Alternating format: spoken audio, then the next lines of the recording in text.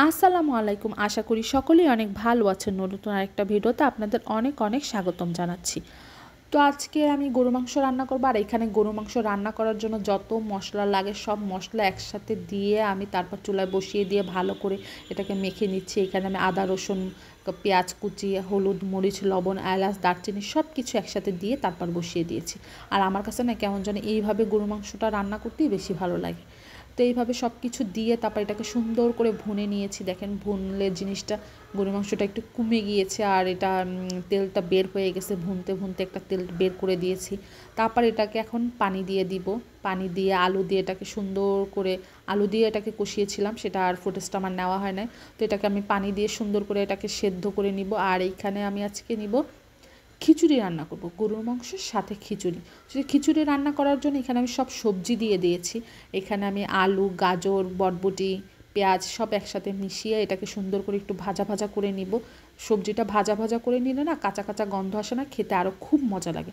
তো এখানে আমি কয়েকটা কাঁচামরিচও দিয়ে দিয়েছি সবজি ভাজার জন্য। তো এখানে আমি খিচুড়ির জন্য সব কিছু ভেজে তারপর এখানে চাল ডালটা আমি আগে ধুয়ে রেখেছি পানি ঝরানোর জন্য, তারপর এটা মিক্স করে দিব। তো এখানে আমি সুন্দর করে এটাকে আরও ভেজে নিয়েছি। ভেজে নেওয়ার পর এই চাল ডালটা আমি একদম সুন্দর করে দিয়ে এখন এটা খুব ভালো করে মিক্স করে নিব।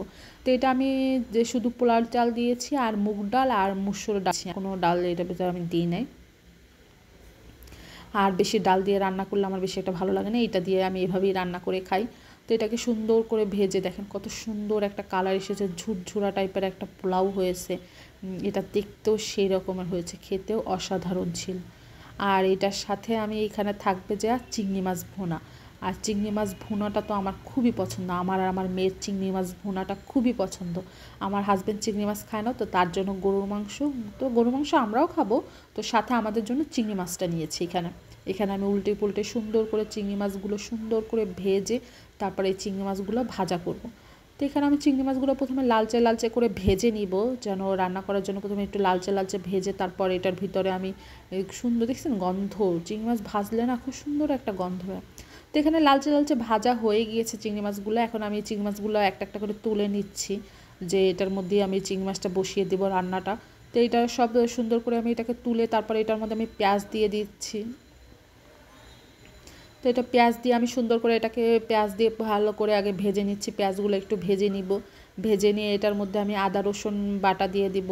আদা রসুন বাটাটা সুন্দর করে দিয়ে তারপর এটাকে একটু ভুনে নিব, একটু ভাজা ভাজা করে নিব, কারণ কাঁচা আদা রসুনের সুন্দর একটা গন্ধ আসে, খুব একটা গন্ধটা আমার একদম পছন্দ, যেন একটু ভাজা ভাজা করে নিব। চিংড়ি মাছ একদম ভুনা ভুনা করব, খিচুড়ির সাথে চিংড়ি মাছ ভুনা না খুবই মজা লাগে, কখনো খেয়ে দেখবেন না, আর খেয়ে থাকলে অবশ্যই বলবেন আপনার কাছে কেমন লেগেছে। এখানে আমি হলুদ দিয়েছি মরিচ দিয়েছি, একটু মরিচ দিয়ে একটু ঝাল ঝাল করে একটু ভেজে নিব। তো এখানে আমি চিংড়ি মাছটা ভোনার জন্য মশলা সব দিয়ে দিয়েছি, লবণও দিয়ে দিয়েছি, দিয়ে সুন্দর করে সব কিছু মিশিয়ে একদম ভাজা ভাজা করে নিয়েছি। এখন পানি দিয়ে এটাকে আবার একটু সুন্দর করে ভাজা ভাজা করে নিব। তারপর এটা ভাজা ভাজা হয়ে গেলে দেখা যাবে সব চিংড়ি মাছগুলো এটার মধ্যে দিয়ে সুন্দর করে মাখিয়ে তারপর এই চিংড়ি মাছগুলো দিয়ে সুন্দর করে মাখিয়ে এটা একদম মাখিয়ে মাখিয়ে একদম ভাজা ভাজা করে নেব। এটাকে একদম সুন্দর করে একটু ভুনে নিব মশলার সাথে ভালো করে, যেন একদম ভাজা ভাজা হয়ে যায়। এটাকে সুন্দর করে মশলার সাথে মাখিয়ে তারপর এটা ভুনে নিচ্ছে এখানে, যেন একদম ভাজা ভাজা একটা ভুনা হয়ে যায়, যেন মশলার কোনো কাঁচা গন্ধ না আসে। তারপর এটা পরিমাণ মতো পানি দিয়ে সেদ্ধ বসিয়ে দেব। পরিমাণ মতো পানি দিয়েছে যেন মাছগুলো খুব সুন্দর করে সেদ্ধ হয়ে যায়। তো এইখানে দেখেন সেদ্ধ হওয়ার পর মাছগুলো কত সুন্দর একদম ভাজা ভাজা হয়ে গিয়েছে, কত সুন্দর দেখতে লাগছে, কালারটা কত সুন্দর এসেছে। একটু ঝাল ঝাল করে ভাজছি খিচুড়ির সাথে,